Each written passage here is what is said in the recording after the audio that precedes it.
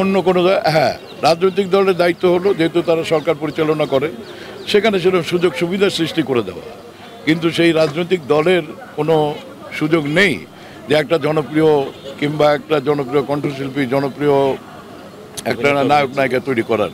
কিংবা জনপ্রিয় একটা ছবি তৈরি করার সুযোগ সুবিধাগুলো করে দিতে পারে। কিন্তু যারা জনপ্রিয় হন এবং জনগণের কাছে যারা জনপ্রিয়তা অর্জন করেন, এই বিষয়টা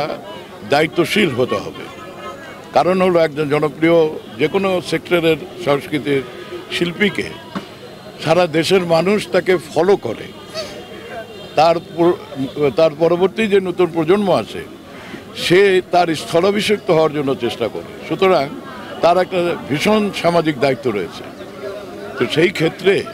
আমার মনে হয় যে তারা যে অপরাধগুলো করেছেন,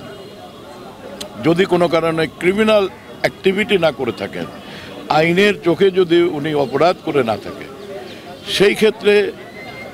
আমাদের যারা আমরা এই সংস্কৃতির সঙ্গে জড়িত, সেক্ষেত্রে আমাদের বিষয় হলো যে উনি যদি মনে করেন যে উনি ভুল করেছেন কিংবা প্রেশারে করেছেন কিংবা যে কোনোভাবেই হোক, হয় না একটা চাপে পড়ে করেছেন, সেই ক্ষেত্রে আমরা যেটা বলেছি যে শুদ্ধ মঞ্চ একটা করে, যেটা বিভিন্ন ক্ষেত্রে কবি সাহিত্যিকরা তাদের যারা স্টেক হোল্ডার আছে তারা সেটা করবেন, নাটকের যারা তারা সেটা করবেন, সিনেমার যারা তারা সেটা করবেন, পাবলিকলি তাদেরকে বলতে হবে যে আমরা এটা করেছি এই কারণে,